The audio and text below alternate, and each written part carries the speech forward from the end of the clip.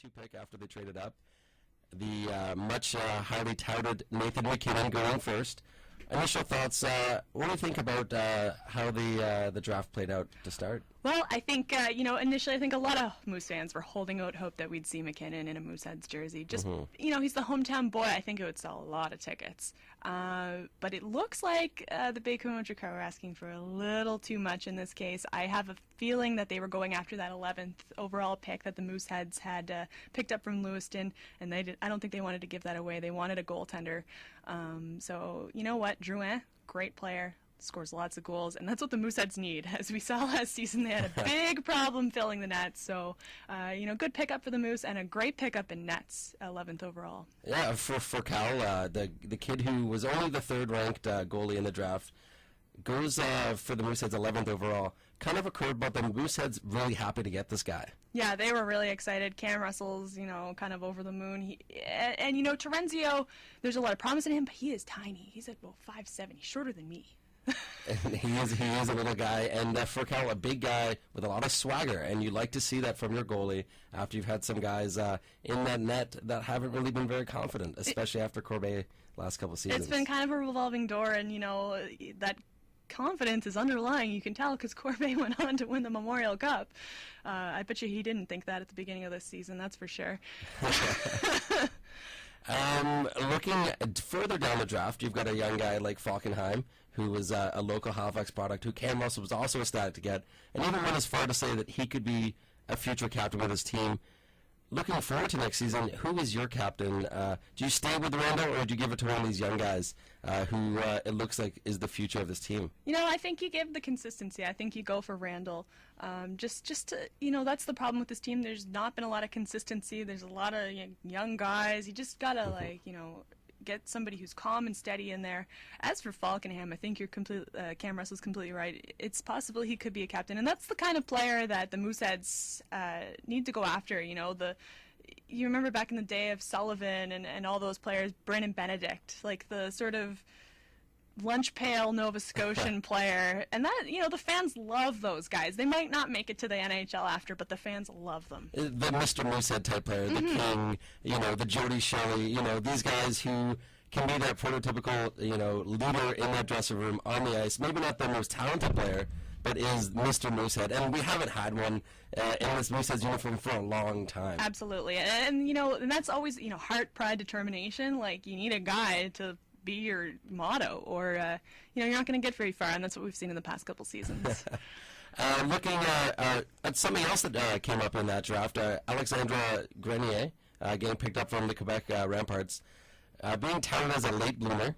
What do you think about this kid? Oh, I guess he's not a kid, he's 20 years old. Well, yeah, he's 20, and we've got room for that, and you didn't have to give up much to get him, so I think it might add some stability to the team. You need some veterans. If you're gonna have a young team, you need some veterans, and that's been the problem. You've got absolutely no veterans to lead the team. You just have a bunch of 17-year-olds, and you can only go so far. And you saw it in games last season where the team would get down 3-1. It's an easy comeback.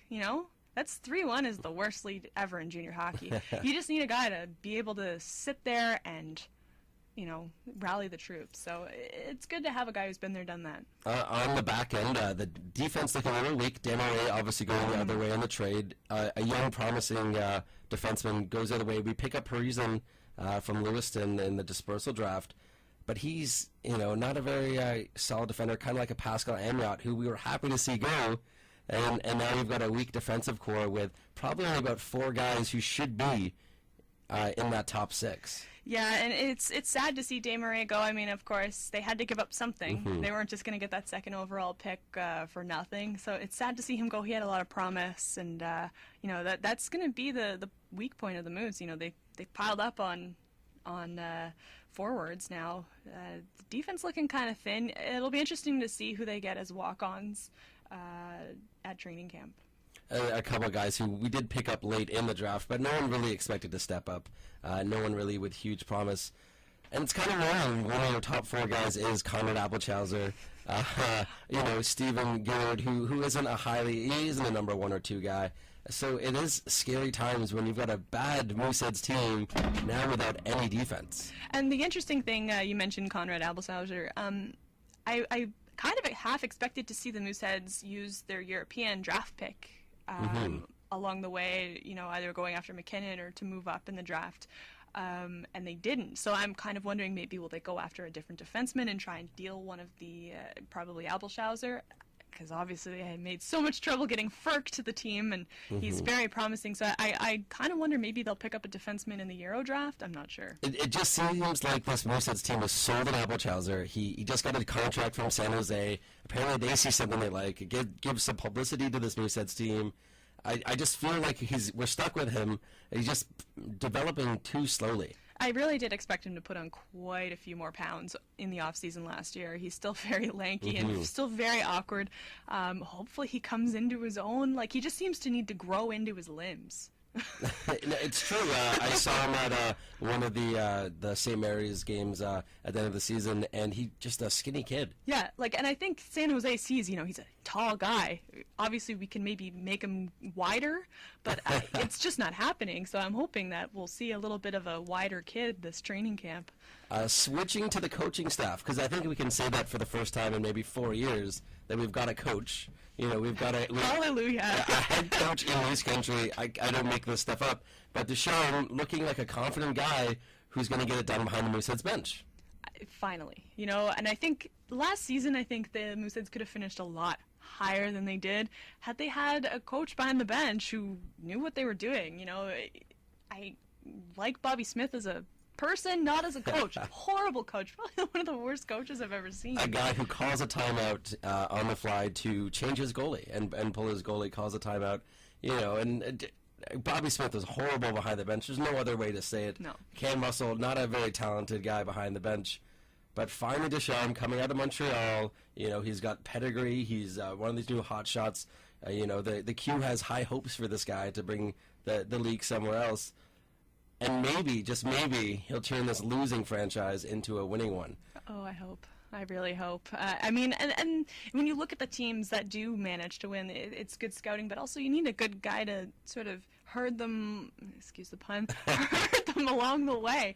You look in St. John, you have Gallant, he's an awesome coach, and he's taken a lot of young guys, and now they're, high draft picks. They've won the Memorial Cup. You need a guy there who's solid behind the bench and who's not going to call stupid timeouts or not call a timeout when you obviously needed one. And slowing down some of the bleeding that you've seen over the last few seasons from this Mooseheads team. With a new head coach brings promise for some of the guys who haven't turned up over the last few seasons. Andrew Ryan being one of them, not filling his potential. Brent Andrews not filling his potential. Gabriel Desjardins, with the weight of Moose Country all over his back 2 seasons ago. Are these guys going to step up, or do you think that some of these guys are going to fall by the wayside with these young guys we just picked up in the draft? Brent Andrews particularly. You look at him, he goes off to the under-17 tournament. He's the top scorer. Who would have seen that coming? Right? Obviously there is something not right with the Moose organization if he is not playing up to potential. There's something not happening. So, I'm really hoping that with a new coach behind him that we'll see a lot of good things from Brent Andrews this year, because we saw a lot of good things when he was away. a guy who's touted as one of the top centermen in, the under-18 level for Canada right now can't even get it done for the Mooseheads. Exactly. And I've spoken with Team Canada scouts, and they say it's very high potential that he could actually, crack the lineup of the World Juniors. But he's got to perform with the Mooseheads to do that. So. Definitely a guy who could take that number one line center job if Darwin doesn't get going very quickly. What do you see this top line and second line looking like for the Mooseheads going into this next season? I think you're going to see a lot of playing around. Not necessarily as late playing around as we did this year with Bobby Smith playing around the lines. You never knew who was going to be on a line. I don't think he knew. I don't. Yeah, it's very true. It's very true. So I think you're going to see a little bit of playing around. The guys that you think might work out on paper might not necessarily work out on the ice, and I think we'll see a sort of line starting to gel around October. So is it time for Mooseheads fans to get excited? Are we allowed to be excited, or should this be cautious optimism sprinkled with, disappointment? let's be cautiously optimistic. I'm not going to put the disappointment in there just yet. We'll wait for mid-season for that. It seems like that's the annual tradition. Yeah. It really is. But, you know, I think with the players on the ice now, I think there's a little bit of a better chance that we're actually going to see at least not a completely losing team. Which is something better than the worst.